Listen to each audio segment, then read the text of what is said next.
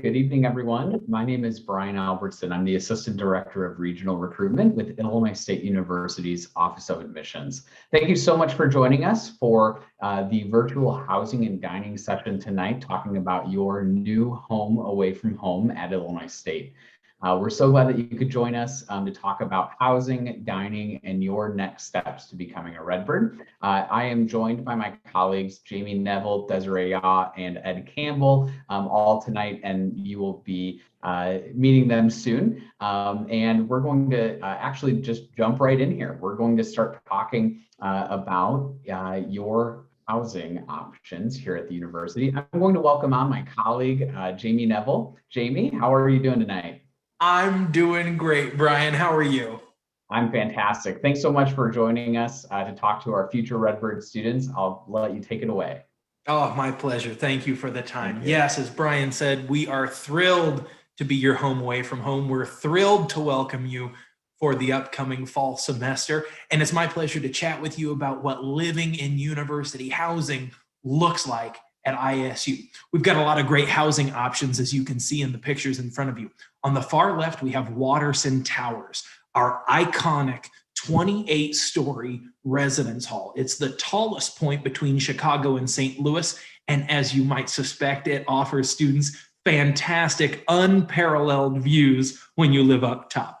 It's also got a lot of great opportunities. It's conveniently located on the southeast corner of the quad, so it's got very easy access to all your academic buildings. It's also got the attached Watterson Dining Commons attached to the building, so you don't even have to, put on pants to go get breakfast on a cold Illinois winter morning. It's a fantastic option. There's nothing else like it in the world, and a lot of folks are really eager to be a part of the Watterson community. Not to take anything away, of course, from our other residence hall complex areas. In the top center of your screen, you'll see our Tri-Towers complex. That is Wilkins, Wright, and Haney Halls. Those are 3 buildings, all situated on the west side of our campus. It has got the Lincoln's Dining Center attached in the middle. You can't quite see it in that picture, but it's the building that attaches all 3 of them. And it also has got some fantastic dining options. It's got the Mongolian Grill on campus and a lot of other exciting things that I'll let my colleagues speak to here in just a minute. It is very popular with our student athletes because it's located right around a lot of our athletic practice facilities. It's very, very close to the field house and the arena and the football stadium. So it is very, very popular for those who are a part of those athletics or someone who just wants to take in a game during their time at ISU. In the top right-hand corner, we've got Hewitt and Manchester halls. Hewitt and Manchester have our themed living learning communities. These are floors where everyone on the floor has the same major. So we've got the business floor, and we've got the math floor, the teacher education floor, the nursing floor. These are great opportunities for students who are looking to connect and really blend their academic and their social lives. Everyone on the floor could be a peer mentor, right? Everybody's taking the same classes. Everybody has the same assignments. So you're really surrounded by people who are going through the same things you are and can possibly help you out in study groups. Hewitt and Manchester does not have a dining center attached. They share the Watterson Dining Center as far as the closest dining center that's available to them. But the Hewitt Manchester complex does have the Visor Academic Center as a part of its lobby. That is the academic support center for all of campus. So anyone around campus from any building who's looking to go to the writing lab, right? If you want to have somebody look at a paper of yours before you turn it in, that's at Hewitt Manchester. Same for tutoring hours. Those are available as a part of the Visor Center's offerings. So Hewitt and Manchester is also a very, very popular place for our students. Down bottom center is the Cardinal Court apartment complex. This is an apartment complex that's run and operated by the university. It's got full apartment style units with full kitchens, often private bedrooms, sometimes with private bathrooms. This is available to our sophomore students and above. So I would definitely encourage anyone who's coming to ISU to take a look at it and see if it might be an option for you in your second or third year at Illinois State University.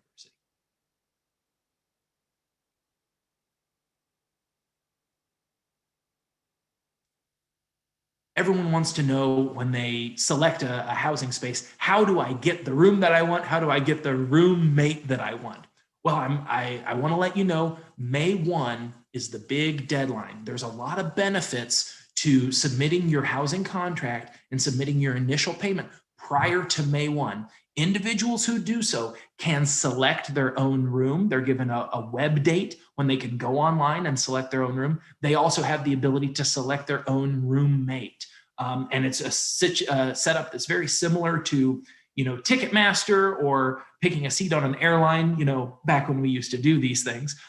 You go on and we show you every room that's available, and you select the building that you want, the floor, the room that you want, and just pick what suits you. You're also able to match with somebody, but if you've potentially got a friend from high school or someone that you've met on a message board that you feel like rooming with, you can definitely do that if both of you have submitted that housing contract prior to May 1. For those who submit after May 1, you're still going to have a space with us. You just might not have the ability to select your own room or roommate. For those individuals, we really encourage you to use our roommate matching profile. It's a setup very similar to an online dating app where you make a profile for yourself. You can say, you can identify yourself based on a range of areas where students really need to be able to see eye to eye if they're going to be roommates. You can say, am I a smoker or a non-smoker? Do I like to stay up late or wake up early? I consider myself kind of a messy person or kind of a clean person. And then after making that profile, if we manually assign you, our housing assignments professionals will ensure that we match you with someone who matches with you at a rate of 80% or greater. That is going to ensure that you've still got a lot of things in common and you're going to have a good experience while living with us. The last day for individuals to cancel their housing assignment without any kind of financial penalty is going to be May 1. Everybody wants to know, what does safety look like? What does health safety look like in the residence halls in 2021? We certainly plan to return to the fall, and we're seeing a lot of good news come out nationally as far as vaccine availability, and the next steps that we're going to be looking at. Here in Illinois, we're looking to move to phase 5, hopefully pretty soon. That's going to lift a lot of the distancing restrictions. We will be here on campus, but nevertheless, we're going to be continuing a lot of our COVID-19 safety measures. Ever since this began, we've been doing enhanced cleaning of all of our residence hall spaces. Our custodial team has been going through and cleaning off those high touch areas, things like door handles and elevator buttons, and doing some very thorough and frequent cleaning of those areas. That's going to continue. Things like plexiglass dividers and barriers are probably going to remain in place for the time being. What phase 5 looks like, we're excited to find out, but we'll be here and ready, meeting all the requirements from the CDC and our Illinois Department of Public Health. Security in the residence halls is a main factor for us. It's a major concern. All of our buildings, of course, are locked 24/7 electronically. Students have to present their IDs to be able to gain access to the building. And after hours, we've got an enhanced security night operations who are humans at the door checking to ensure that people match their IDs and they've got the keys to the building, ensuring that those people entering the buildings actually need to be there. Our front desks are available 24/7 for anything students may need, whether that's a maintenance concern or a noise complaint. The front desks are also the places where packages can be picked up. All mail service runs out of the front desk for very easy and convenient access for students. They've also got spare keys if you lose the keys to your room. The front desk is backed up by 2 layers of 24/7 on-call presence. Not only are student leaders, our RAs, available for anything students might need at all hours, be it a roommate conflict or a referral to on-campus resources, but our professional staff are also available. These are full-time master's level professionals who live and work in the residence halls that are available for students 24 hours a day.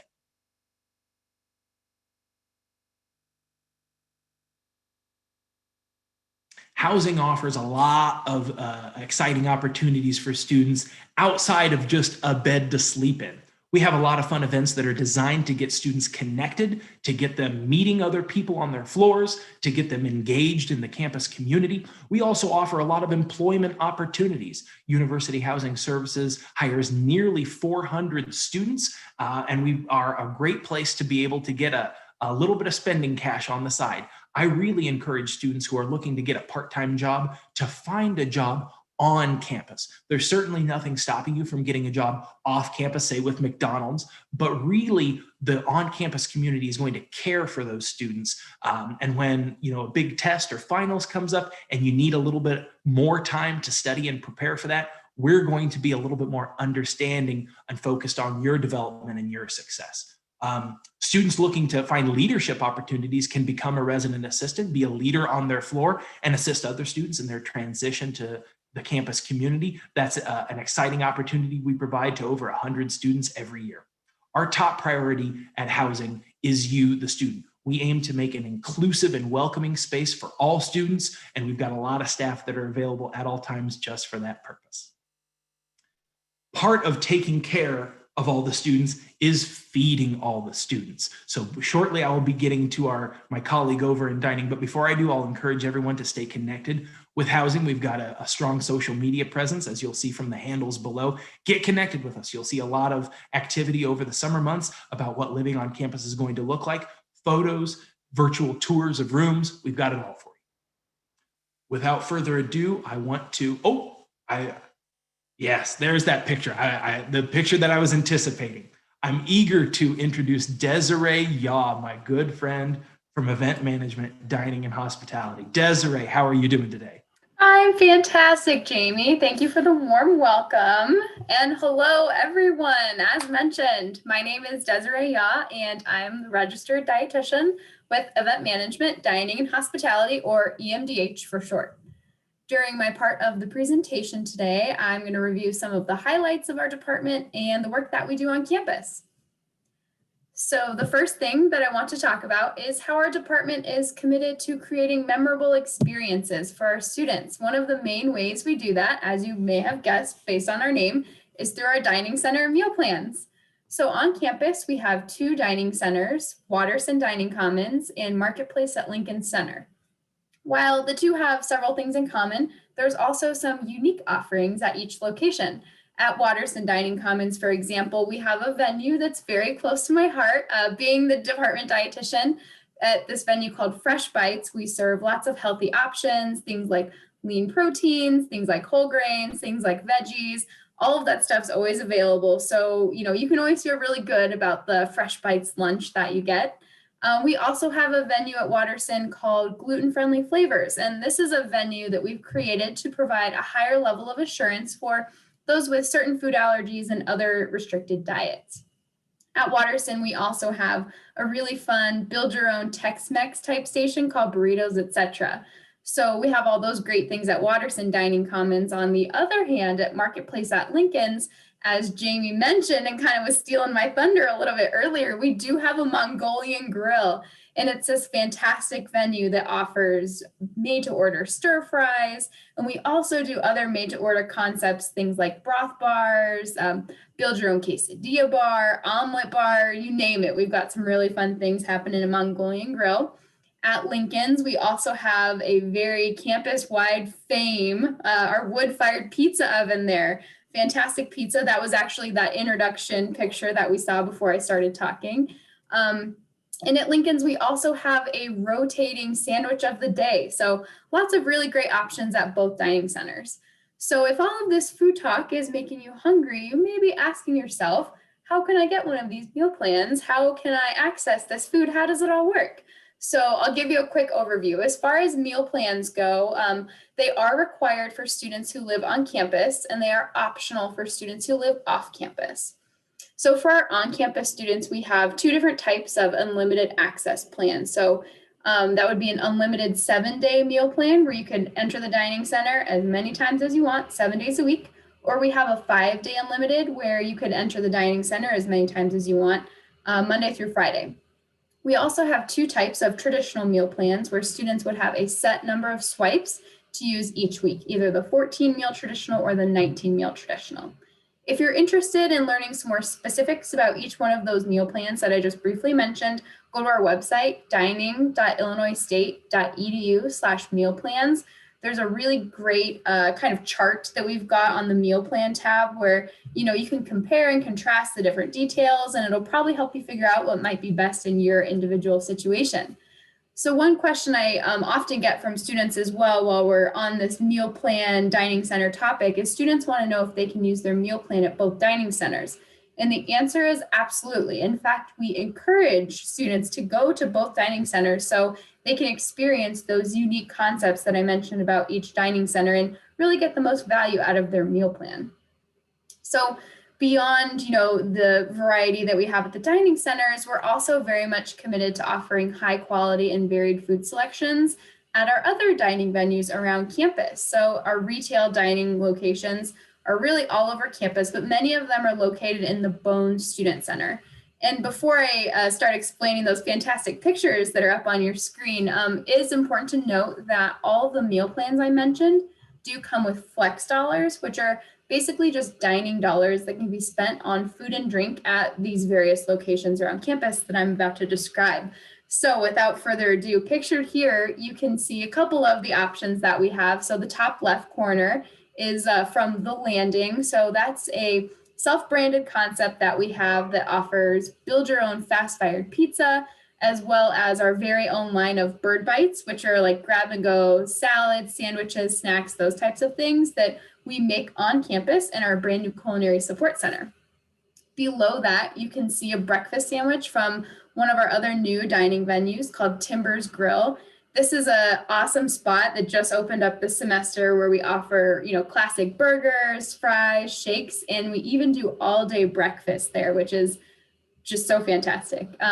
Not pictured on this slide, but also worth mentioning is another brand new, we literally opened it in February, a dining venue called Star Ginger.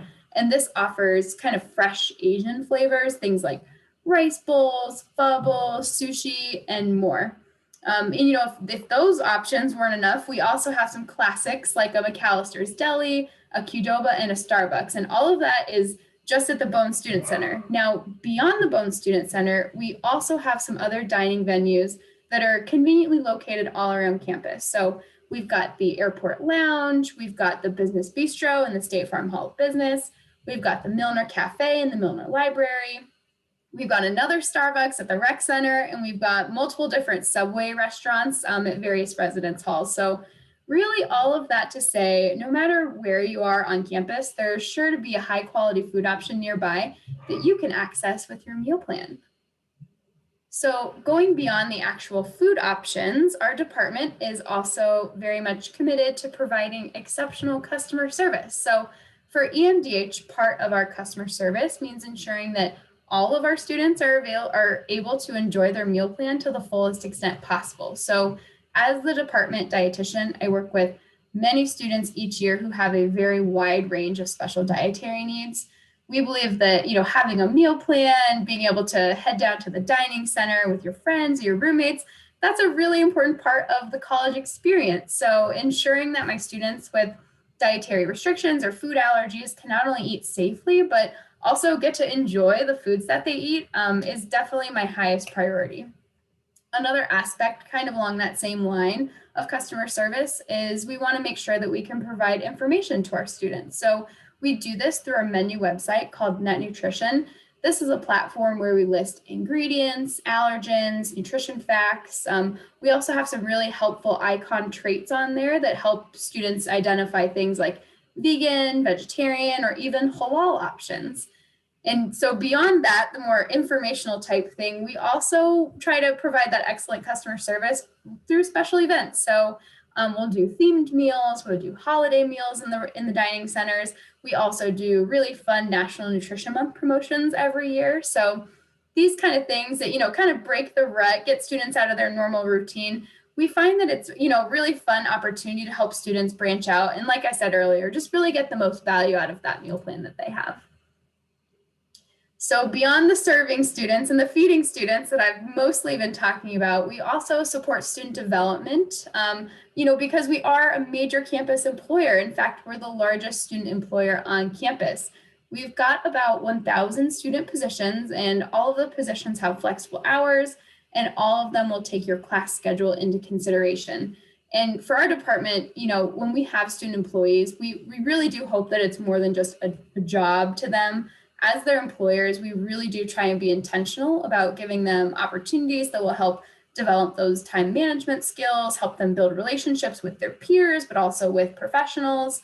And, really just, allow them to grow those leadership skills that will help prepare them for the real world after graduation.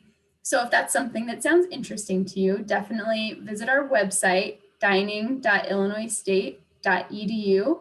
Under the About section, we've got a little section all about hiring where you can see what the hiring process looks like, what it requires, and it'll give you a link to our open positions as well. So I know that was a lot of information, but hopefully, you have a better idea of who we are as a department, and if there's any specific questions, hopefully we can get to those during the Q&A. But more specifically, definitely check out our social media handles there. That will help you, stay connected with what's going on in our department, learn about fun contests, some freebies, giveaways that we do through the Fear the Bird shirt program as well. So with that, follow us, and I'll throw it back over to Brian. Awesome. Thanks, Desiree. I'm actually going to welcome all of our panelists back onto the presentation here. So Jamie, if you want to come back on, and then as I mentioned previously, Ed Campbell from University Housing is also joining us tonight to talk about housing as well. So we know you have a lot of questions. We've answered many questions so far in the Q&A, and we know that you probably even have more than that. So please head down to that Q&A there, start submitting your questions, and we will start asking those questions, or we'll start answering those questions for all of you to learn more about what's important to you. So we'll get started. So one of the questions that had been coming in during the presentation was about roommate matching. And just to make sure we're clear on that, Jamie, could you talk a little bit about that process again, that timeline of May 1 and what that means? Absolutely. So again, anyone who submits their initial payment and their housing contract prior to May 1 has the ability to select their own roommate. They've got the ability to, they certainly don't have to. And if someone submits their contract prior to May 1 but does not have a particular roommate in mind, they're still welcome to go through our roommate matching profile, build a profile, and browse the profile of others. You might find someone who matches with you pretty darn well, answered the questions in all the same way that you did, and you might find something that works for you. I do know that there's a lot of other message boards out there that folks have been using in order to identify roommates for their time at ISU. You're welcome to do that. And as long as both of you have submitted your online application and initial payment prior to May 1, you can both select each other as roommates and then both pick your room together. For those individuals who have done it after May 1, it's more likely that you're going to be manually placed in a room. And that means our housing assignment professionals are going to look at your profile, find someone who matches with you, and place you in a room. So there's a lot of benefits to getting everything in before May 1. All right, awesome, thank you. So we have another question here, and I'm actually going to give this one to Desiree because it's more about dining than it is about housing. What's the location of those dining centers to the residence halls? Is it close? Is it far? I mean, how far are they going to have to walk to get breakfast, lunch, and dinner? Super quick walk. Depending where you are on campus, they're all very easily accessible. As Jamie mentioned during his part of the presentation, he said, if you're at Watterson, just head downstairs. You don't even have to put on pants. I would recommend pants, definitely, if you're heading down to the dining center. But if you're at Watterson, it's literally just going right downstairs. Hewitt and Manchester are also just a stone's throw away from Watterson Dining Common. So that one you would have to go outside, but it's maybe a 2-3 minute walk. It's super close. Jamie says no. Faster? No, very quick. I don't know. Quick. I haven't timed myself at anything. Okay. I'm shaking my head to say it's a minimal walk. You'll be fine. Okay. A leisurely 2-minute stroll then. We'll say that if you're really relaxing. And then if you're out at Tri-Towers, again, Lincoln's Dining Center is connected right to the building. But again, you can use your meal plan at any of the, any of the dining centers on campus. So if you're at Tri-Towers, what is it? Maybe an 8 to 10-minute walk to Watterson. Jamie, maybe less for you. That sounds about right. I'm not a power walker, but that sounds pretty reasonable. It usually only takes me about 2 songs on my AirPods, right, to get there. So if you see Jamie booking it across campus, you'll know what he's doing. I know what Jamie will be doing tomorrow is timing himself walking from each residence hall to each dining center. So I expect a full report tomorrow, Jamie. Awesome. So Ed, this question is for you. We have a couple of students asking about single rooms. Are they available, and what's the likelihood that a new first-year student would be able to get them? Yeah, it's a great question. Also, hey, everybody, happy to be here answering housing questions today. So we do have single rooms on campus. Our sophomore students select rooms first, and we do reserve a set number of singles so that our first year students can have some grabs at them, but they are very low in quantity. So I would say expect a double room most often. They're far and few between, but we do have them. They are available. If your room selection date is a little bit earlier and you get your initial payment and contract signed by May 1st, you'll be eligible to potentially get that single room that you're looking for. Awesome, great question. So some people are asking about move-in. We know that move-in will take place over a week's time this year. Is the date and time that you are given, do you have to come on that date? Is it just a preferred thing? Is it negotiable? What does that look like? Ed, is that you or Jamie? Who wants to answer that one? I can take it. Awesome. Question also. So what will happen is after you receive your online room selection date and you've selected your room, if you get that initial payment and contract signed by May 1st, then right after that in the same housing and dining portal process, you'll be able to select your own move-in time. You do have to come during your own move-in time. It's to allow for, adequate physical distancing on campus, keeps traffic low, et cetera. But if your move-in time doesn't end up working out for you, you can change it ahead of time by just going back into the housing and dining portal and selecting a new time. And it's as easy as that. You don't have to contact us. You can just handle that on your own. So I think that's a pretty nice feature and a good way to kind of be flexible leading up to move-in. And so if you need to change your move-in time, you can, but you do need to come during your set time. Was there a second part to that question? Or was that the whole thing? No, you answered that perfectly. Okay, wonderful. Awesome. Desiree, this question's for you. We have someone asking about the hours of the dining center. How late do they stay open? Are meals served all day? What does that look like? Great question. So there are, between the dining centers and our retail dining options that I mentioned, there are some different hours there. The options that stay open the latest are going to be the Subways in the residence hall. But if you're curious about knowing what types of places are open, definitely go to our website. There's a little detail button next to every single venue. And as you guys heard, we have a lot of different options within our department. So I won't say all of the hours specifically right then and there, but all of that information is available on our website. And if you're looking for late night options, the vending machines in the residence halls accept flex dollars as well. So that could be an option too. Awesome. That's a great question. I agree. So we have more questions coming in here. Yes. So parking, this isn't necessarily your guys' department, but parking, is that something that is close to the residence halls? I can take that question if you guys want. And so basically, parking is a completely separate office from our university housing services. And so those parking lots and parking garages are controlled through the Office of Parking and Transportation. They are a wealth of resources in terms of what permits are like, where those locations are, and what that availability will be like. Strongly recommend that you go onto their website, check out what options there are and where you might want to park your car. And that brings up another point. Cars are not required on campus. They're probably not even needed for many students on campus.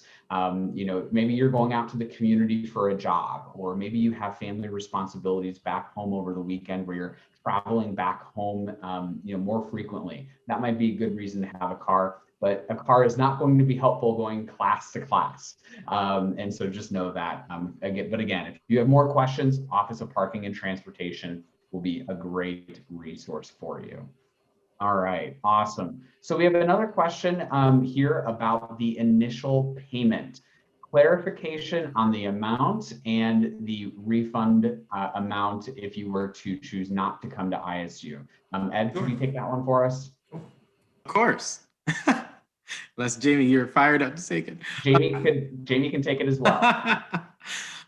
So it's a great question. So it is a $300 initial payment. $50 of that $300 is your application fee. So that's non-refundable no matter what. And then the $250 is really goes towards your first room payment for your room once you're living with us on campus. So if you choose to cancel with us before May 1st, you'll get that $250 back that would have gone towards your room rate. And if you wait until after May 1st, then you will have to pay the full $300 to cancel. But either way, the $50 is the application fee, but together they make that $300 total initial payment fee. I hope that makes sense. That's just what I was going to say, Ed. Awesome, guys. Thanks. Great. So we have another question. Desiree, this one's for you. A student is asking and mentioned that they have a severe nut allergy and asks about what steps are taken for cross-contamination. Maybe this is a conversation they can reach out to you about, or what does that look like on campus?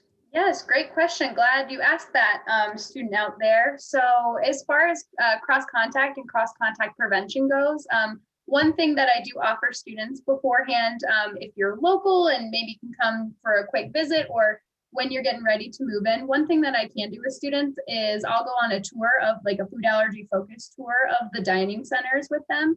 And what we can do is we can walk around and go station by station, and I can explain what types of foods are handled there, if tree nuts are at that venue, what type of cooking equipment is used, so if cross-contact would be a concern. And ultimately, we want to give you all of the information to help you make an empowered decision. And if there's any specific questions that anyone has about ingredients or how something's handled, I'm definitely your person to help you answer those. So yeah, this is one where if the student wanted to reach out to me directly, we can get that conversation going and start talking through and make sure that you're feeling comfortable and confident when you move in.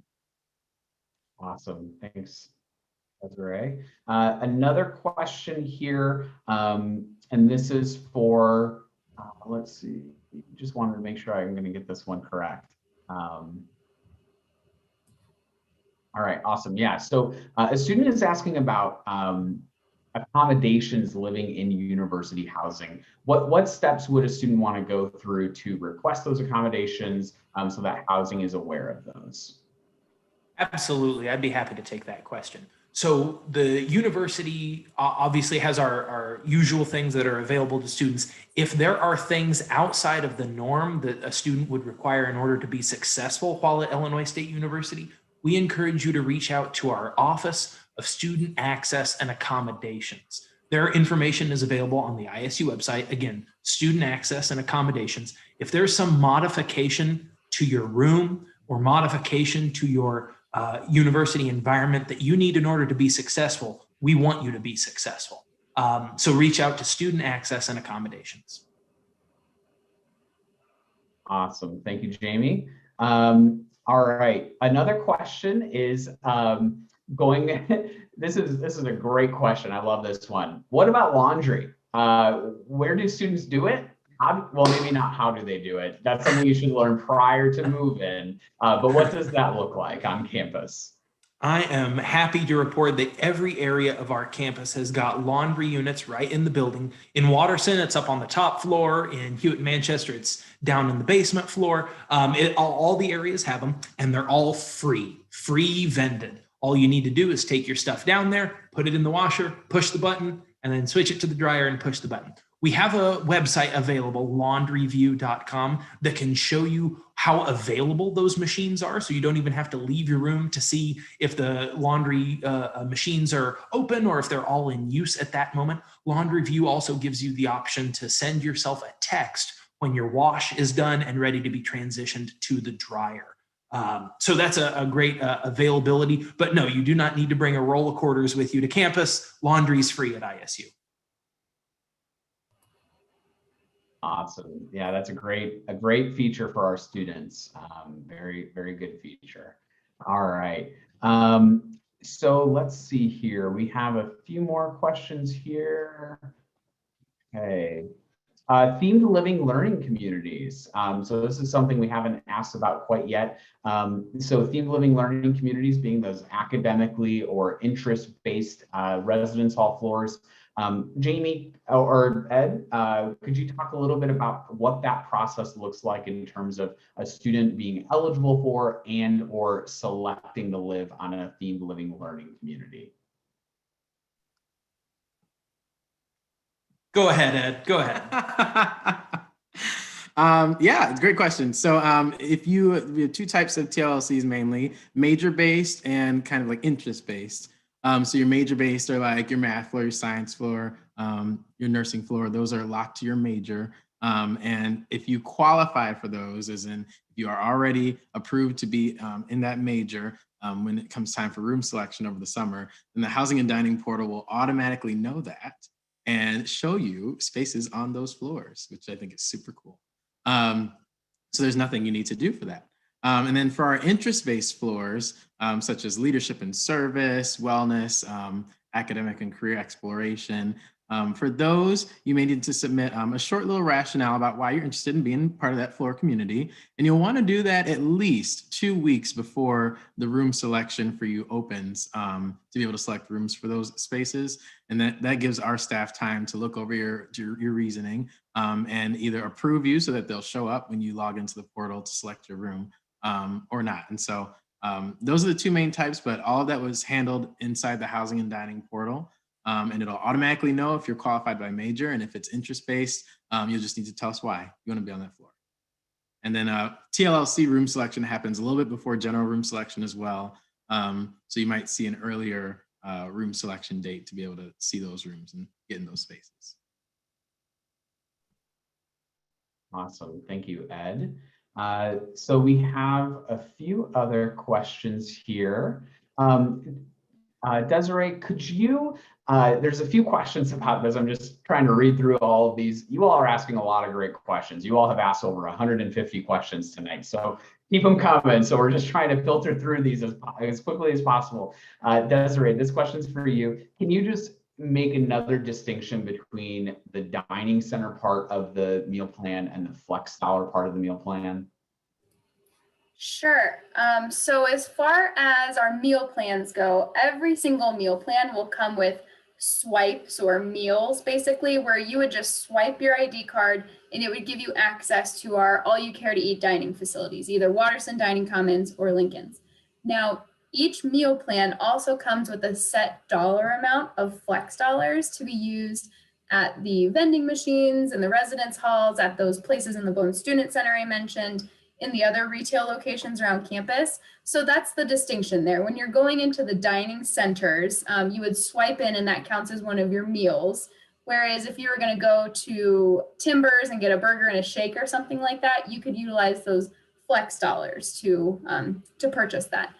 So one other thing kind of on this topic, so as far as flex dollars go, if you were to run out of your flex dollars on your meal plan, say mid-semester, because all of our options are just that excellent and that delicious, what students can do is they wouldn't be able to add any more flex dollars onto their meal plans. Once you use your flex dollars, they're gone.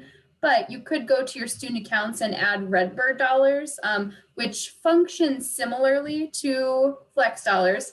Flex dollars are just those dollars that can be spent on food and drink. Redbird dollars can be spent on food and drink and other things around campus, like printing at the bookstore, that sort of thing. So I hope that clarifies swipes versus flex dollars versus Redbird dollars for everyone. Awesome. So another question coming in is about a lot of questions about move-in. And maybe we should just kind of, Jamie and Ed, maybe if you could just give a couple tips for people of general tips and tricks in moving to move in to the residence hall. Maybe a couple tips and tricks that people might not think about typically. Sure, yeah, I'll take a crack at that. As Ed said, you'll get to select your own move-in date, so that's definitely a benefit. I would encourage students, and this is kind of counterintuitive, I encourage all students to pack light, right? I know there's an inclination to say, oh, I'm going away to college, I better take everything that I own. But really, you're not going to need everything that you own right away. In August, I see a lot of people moving in and they've got all their winter coats and clothes and boots and all that kind of stuff. But realistically, you'll probably go home for fall break around Thanksgiving time. So there's always time to bring some of that stuff back. Similarly, I see a lot of students really fill up their vehicles and break their backs trying to move in with cases and cases of water and cases of ramen noodles, as if we don't sell those here in town, right? We've got these things, and you're not going to a faraway, desert island. You're going to a very civilized place. So I would say pack lightly and definitely connect with your roommate, especially if you know each other, and see who's bringing what, right? You don't need to have 2 area rugs and 2 TVs and 2 mini fridges. These are things that you can chat about, who's bringing what, so that you can all pack light and have an easy move-in experience. Yeah, I guess perfect. Really couldn't have said that better myself. I guess I would just add that if you want to know what's kind of fun going on over the summer, we'll have like more move-in tips and tricks. Definitely follow us on social media. We'll have some videos, some get to know yous to get to know the staff that you'll be seeing, and they live in the buildings too, so and living with. So it's a good way to kind of stay excited and stay in the know by following our Housing ISU on Facebook and Instagram as well. That's a good way to kind of help also stay prepped and ready for move-in. Very exciting time. Ed, I think that's a great kind of opportunity for a plug about the YouTube page for seeing residence hall rooms. Could you talk a little bit about that? Of course, yeah. Really, really exciting project that we completed recently. And so Housing ISU on YouTube is a place where you can see 360 interactive room videos of all of our residence hall rooms. And so while you're in YouTube, on a computer, you can use your mouse, or if you have a phone, you can wave your phone around in the air and kind of look around the room as if you were in there in person. So it's a great way to look at all of our spaces. Say you want to select a certain room type in Watterson. Watterson has a number of unique double room styles, and you're not quite sure exactly, what it looks like. And you saw our room layouts online, but you want to see more. The videos are great because you can look at the ceiling, the floor, around the room, and kind of get a good grasp of how much space you'd have and what it would be like to be standing in there, especially if you can't make it to campus for our on-campus tours, which I definitely also recommend. Definitely check out those 360 room videos. Great, thanks, Ed. Desiree, this question comes up often in these sessions. If I choose a meal plan and it ends up being way too much for me in terms of what I'm typically eating, what's the process to change? Can I change in between semesters, or am I stuck with it for the whole year? Great question. So short answer to one part of that question, you can change your meal plan for the next semester. If you get on campus, we do have a little bit of a grace period for students. So if you're a, first-time freshman, you're not really sure, like what your schedule looks like or what kind of extracurriculars you might be involved in, you might need a little bit of time to figure out which meal plan is best for you. And we totally get that. So we do provide students with that grace period. It's usually like a week or 2 weeks into the semester, but definitely check your, meal plan terms and conditions. The deadline will be in there for when the hard date for your meal plan where you get locked in for the rest of the semester is. And also check your ILSTU email. We've had a lot of students who like to keep their old Gmail or their Hotmail account or something like that, and that's totally fine. But the primary way that our department is going to communicate with students is through that ILSTU email. So we'll send you, hey, reminder, such and such day is the final day to change your meal plan for the semester. So really make sure that you're checking and reading those emails from us. And if you have any specific questions, reach out to us through our social media or call our office or email me or just reach out and we're happy to help you. Awesome. This next question is about the residence halls and some of the amenities. Do all of the residence halls have air conditioning and Wi-Fi? Yes. Yes, thank God. And I'll say we've got really good Wi-Fi too. A while ago, we went on a great project to install Wi-Fi access points in every other room. So we've got a Wi-Fi router for every 4 pillows in the building. So we've got a really, really strong signal. Spotty Wi-Fi and outages don't happen with us. That's awesome. I know students will be streaming, gaming, doing homework, of course. Just want to make sure that they know that there will be good Wi-Fi for them. All right, we have a few more questions. Again, you all are asking a lot of great questions here. So one of the other questions that I wanted to make sure to ask was down here. Yes, this is a great question. What if a roommate has a room selection date before my own? What happens with the roommate selection then? Sure. So I'm going to talk in generalities, but if someone has a real specific question about their account or their date and a friend's date, we would encourage you to contact us directly so we can give you an individualized answer.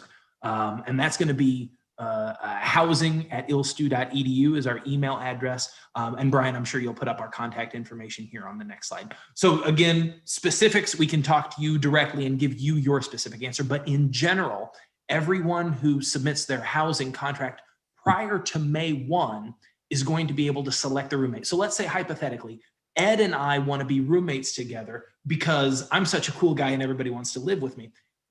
As long as we both put it in before May 1, we can do that. We'll both get a web date. His might be before mine, but as long as our accounts are partnered, we're set up to be roommates, he can select our room and then I'll go in and confirm that and then we'll be in there. So I will benefit from Ed's earlier date. Again, that's all predicated on both of us have submitted prior to May 1. People who submit after May 1 are more than likely going to be manually assigned and won't be able to select their own room. Great. Yeah, Jamie, one of the things that we were talking about before this presentation, and we know that a lot of those joining us tonight have not yet submitted their contract. So again, we just want to drive home that point. May 1st, you have 2 weeks basically to get that housing contract in for the benefit of roommate matching. So definitely a lot of benefits to getting it in before May 1. Yes, absolutely. Awesome. Well, we've come to our final question of the night. All of you have asked a ton of great questions. We have answered over 120 questions. You have asked over 200 questions. So there are plenty of questions we did not get to. And so it's just, there are hundreds of people on this call right now. And so we certainly understand that we weren't able to get to everything. And we'll display our contact information in just a moment. But the last question of our night tonight is, what's your favorite thing to eat in the dining center? We'll go Ed, Jamie, and then Desiree. I had a feeling I was going to be first. I will say they have these, I haven't been in a little while, but they used to have these mint chocolate chip brownies. But they were kind of like a custardy type brownie, like swirl. Oh my gosh, they're so good. But all the desserts, the cheesecakes, the pies, the cake, they're all so good and fresh. I'm the type of guy where if the dessert doesn't taste right, it's in the trash. And so I love them so much. They're so good. So it's all the desserts, but specifically the cheesecakes, the pies, the cakes. Very good. That's a good answer, and you can't go wrong with dessert. But my favorite thing in the residence halls is going to be a spicy noodle stir fry from the Lincoln's Dining Center Mongolian Grill. Getting everything, they've got all the things selection, a lot of snow peas, a lot of bell peppers, get those big old noodles in there, and a lot of crazy hot sauce. Toss it all up. You can't go wrong. So I will preface my answer with a quick little overview. So as the department dietitian, you guys know how important Fresh Bites and eating healthy is for me. That venue is very, very special to my heart, as I mentioned. But that being said, I am also a very big proponent of mindfulness, moderation, and balance. My favorite thing in the dining centers is our iced sugar cookies. They are so delicious. Our brand new Culinary Support Center bakery makes these amazing scratch cookies with just the right amount of icing, not too much, not too little, a little kiss of sweetness on a delicious sugar cookie. You know, grab yourself your healthy Fresh Bites lunch, and then every now and then treat yourself. Go by the bakery cabinet. It's very, very good. I'm ready for dessert now. That sounds phenomenal. Awesome.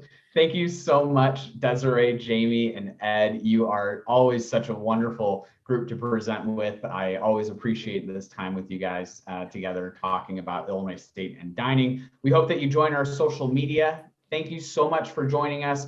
And this is the contact information for the Office of Admissions. Please feel free to reach out to us directly. And then as those questions come in about housing and dining, we're happy to pass those on to those respective areas at the university. But please feel free to reach out to us at admissions@illinoisstate.edu or our phone number 309-438-2181 between Monday and Friday from 9 a.m. to 4:30 p.m. We are more than happy to help.